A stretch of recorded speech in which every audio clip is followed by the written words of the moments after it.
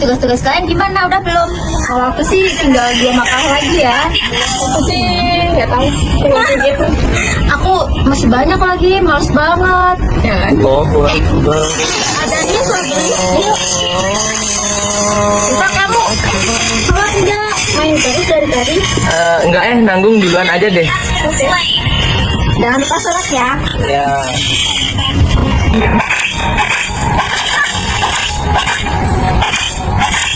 Tahu.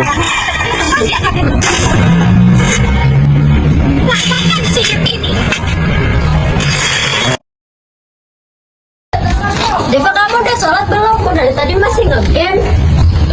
Udah kok, udah. Oh, ya udah. Tahukah kalian, sesungguhnya Allah Maha melihat meskipun tidak ada manusia yang mengetahui perbuatan kita. Maka dari itu perlu adanya iman kepada Allah. Iman kepada Allah adalah rukun iman yang ke-1, yang artinya percaya sepenuhnya bahwa Allah adalah Tuhan yang Maha Esa, Maha Kuasa, dan Maha Melihat, sekalipun seseorang tidak dapat melihat wujud maupun mendengar suaranya. Salah satu bentuk nyata dari keimanan kepada Allah adalah dengan menjalankan sholat 5 waktu. Sholat bukan hanya kewajiban, tetapi juga wujud cinta dari komunikasi kita dengan Allah. Orang yang benar-benar beriman kepada Allah akan menjaga sholatnya dengan penuh kesungguhan.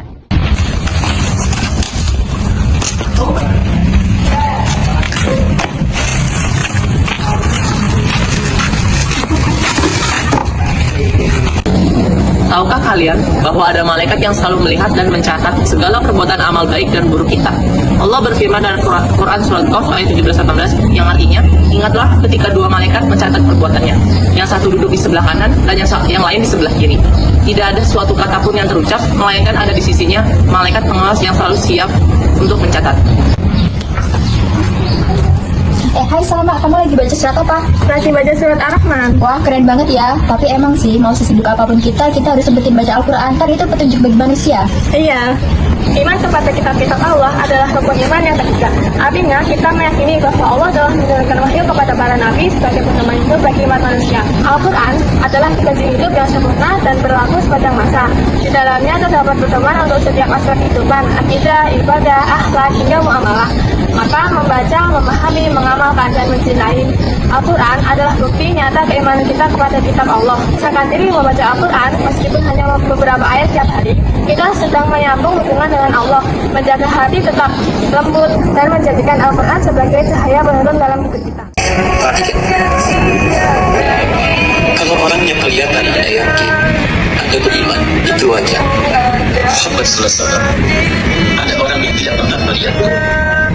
Cek, kamu tahu nggak sih Rasulullah itu merupakan suri teladan yang terbaik buat kita. Beliau itu gak pernah marah akan hal-hal kecil dan beliau itu selalu memaafkan orang lain.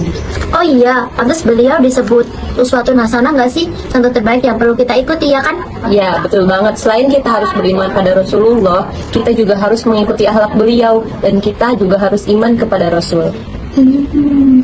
Tahukah teman-teman semua, iman kepada Rasulullah artinya percaya bahwa Allah mengutus para nabi dan rasul untuk membimbing manusia menuju jalan yang benar. Rasul terakhir adalah Nabi Muhammad SAW yang merupakan rahmat bagi seluruh alam. Rasulullah SAW bukan hanya menyampaikan wahyu, tapi beliau juga contoh nyata dalam perilaku sehari-hari. Meneladani akhlak beliau seperti kesabaran, kejujuran adalah bentuk dari keimanan.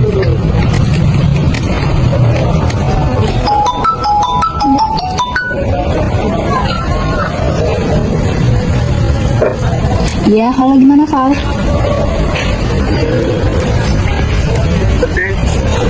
Aku boleh nggak lihat jawaban tugasnya? Aku udah benar ngerti nih. Aduh, maaf ya Val, aku nggak enak kalau harus nyontekin. Kan kita lagi ujian. Cuma satu aja deh, soalnya aku nggak ngerti nih.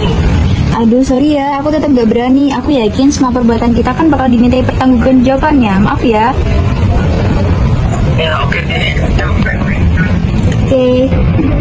Iman kepada hari akhir artinya yakin bahwa kehidupan di dunia ini bukan akhir dari segalanya. Akan ada hari pembalasan di mana setiap amal perbuatan kecil apapun akan dihitung dan dibalas oleh Allah Subhanahu wa taala. Orang yang beriman kepada hari akhir akan menjaga kejujuran dan integritas. Maka jujur dalam segala hal adalah bentuk nyata dari keimanan pada hari akhir. Karena orang beriman tahu kebaikan sekecil apapun tidak akan sia-sia di hadapan Allah. Kamu kenapa Salma kok kelihatan sedih? Aku nggak menang lomba, sempat sedih sih, tapi aku tahu ini pasti takdir dari Allah dan pasti ada hikmahnya. Betul, menurutku yakin aja karena semua sudah diatur. Ini juga bukan akhir dari segalanya. Pasrahkan semua kepada Allah, kita berusaha yang terbaik aja. Qadar dan qadar artinya meyakini bahwa segala sesuatu yang terjadi di alam semesta ini baik buruk maupun baik sebelum semuanya terjadi telah Allah tetapkan. Ini termasuk rezeki, jodoh, umur, bahkan segalanya, kegagalan dan keberhasilan. Ketika seseorang ditimpa musibah, lalu ia bersabar dan tetap berprasangka baik kepada Allah, itu adalah tanda bahwa ia benar-benar beriman kepada qadar dan qadar. Begitu juga saat mendapat nikmat, ia tidak sombong karena tahu semua terjadi atas izin Allah. Orang yang percaya pada takdir tahu bahwa apapun yang terjadi tidak ada yang sia-sia. Semua sudah ada hikmahnya meski belum langsung terlihat. Maka dari itu tetaplah berusaha, tetaplah berdoa dan yakinlah takdir Allah selalu yang terbaik.